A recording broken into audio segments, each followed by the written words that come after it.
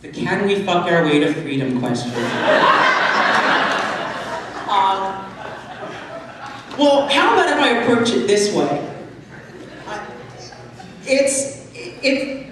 So long as we live in a system that immiserates our lives on so many different fronts, it's not even worth me listing them. We can just each sit there in our own little private hell and come up with our personal lists.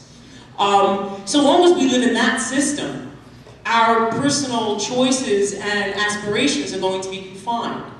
And so remove those limitations, remove the, if by virtue of being a human being you have access to food, to education, to housing, to healthcare, all of these things are possible, by the way.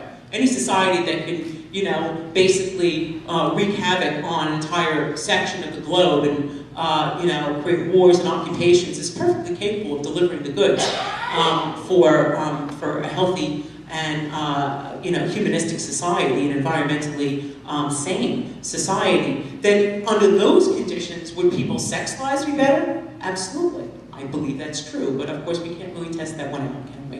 What we can say, what we can say is, and it's not just a matter of saying, people just sort of took more time for themselves, and, I'm not a self-help kind of person. I think many of the things that beat us down, that feel like they're individual failings or personal problems, are often creations or aspects of much larger societal problems. I was saying to people earlier, even the president today, I believe, I've been in a car and meetings with people all afternoon, but I believe today President Obama signed the hate crimes legislation. I have mixed feelings about this legislation, because its answer to hate crime is to throw more people in prison for longer periods of time. Now, number one, on the face of it, you cannot prevent crimes of hate with steeper with greater punishment.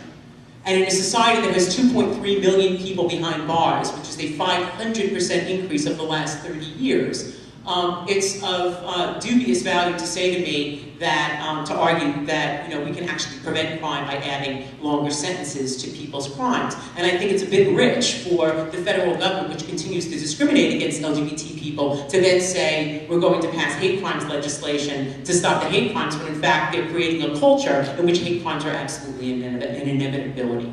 So the congressmen themselves may not have the rock and the blood personally on their hands, but frankly, by maintaining the legislation that they do and the laws that they do in this country, are creating an environment in which violence against LGBT people is absolutely going to happen.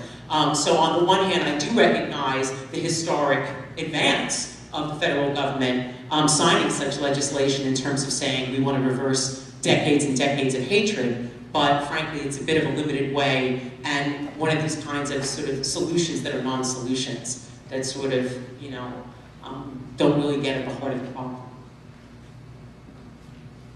So what is the solution in solving the problem of hate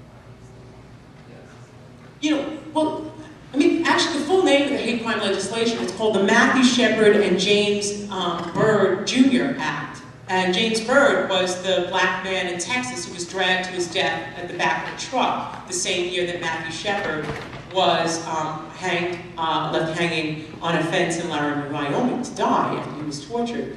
And there has been, blacks have been added for some time to hate crimes legislation, and it didn't prevent a crime like that from happening. So you don't get rid of racism, or you don't get rid of homophobia, or you don't challenge any of these kinds of things by saying we're going to throw somebody into a prison for a longer period of time if they do these things. I think you create a society that actually treats people decently, not only gets rid of the discriminatory legislation, that's one thing that they can do, but also, there's positive things that can be done. Let's face it, the levels of suicide among young gay people in this country are astounding.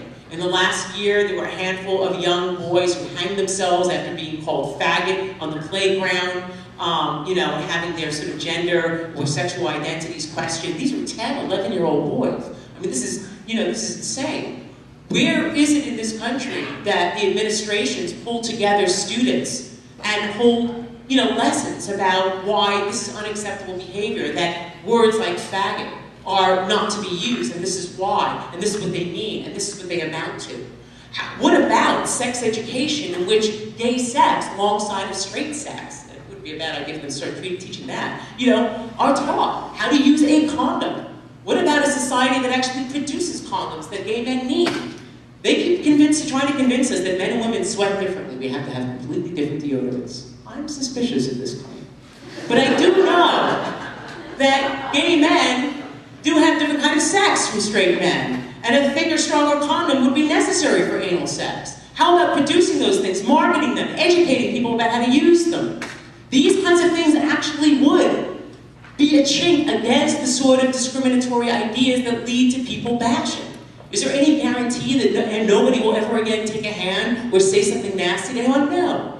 But frankly, if from the tops of society, this unanimous message would be argued that this is unacceptable behavior, unacceptable language, this is the way people should be treated, this is why that people were educated in this way, and argued with and challenged, then frankly I do think we would see a difference in people's behavior in the same way that, all sorts of education and public service, everybody used to smoke in this society. People don't smoke now. It's not just because it's expensive. People now accept that actually it really will kill you, not just a rumor.